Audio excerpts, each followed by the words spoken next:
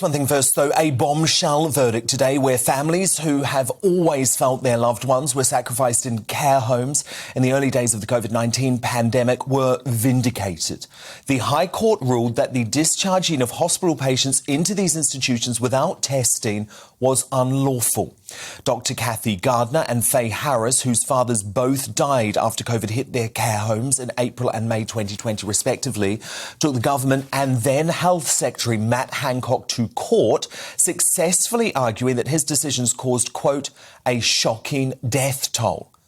Now, you might remember just last week, as Hancock gave evidence to me in my lockdown inquiry, he shamelessly defended discharging patients into social care without being tested and tried to distance himself from his claims that he had thrown a protective ring around care homes in the early days of the pandemic. Watch.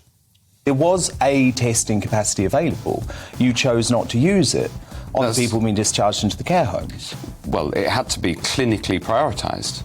And to clinically prioritise... No, but you just said the tests weren't available. Well, so I'm just making the point that they were available. No, what I said was enough tests weren't available. Important difference. Did care home operators warn your department right at the start of the pandemic not to discharge hospital patients into care homes without a test? Did they warn you of that? We didn't have enough tests available to be able to do that without removing tests from other people for whom they were a life-saving matter. And do you acknowledge you were warned of that? I don't have recollection of that. You told Andrew Marr last June you didn't put a protective ring around care homes during the first wave. I used that phrase. I used that phrase later, yeah, to describe the work that we did to learn the lessons from the first phase, the first wave, which meant that actually, in terms of protecting.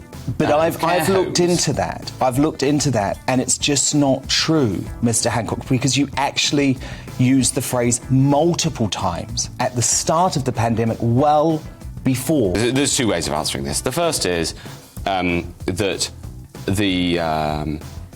the issue you were raising about people having to move out of hospital in order to be able to save lives in hospitals, right? That was in March 2020. Later, I used this phrase, throwing a protective ring, in May. So it's absolutely true, the chronology. Well, the High Court was with me. And outside the court, Dr. Gardner delivered a damning blow to Hancock, branding his protective ring claim as, quote, nothing more than a despicable lie.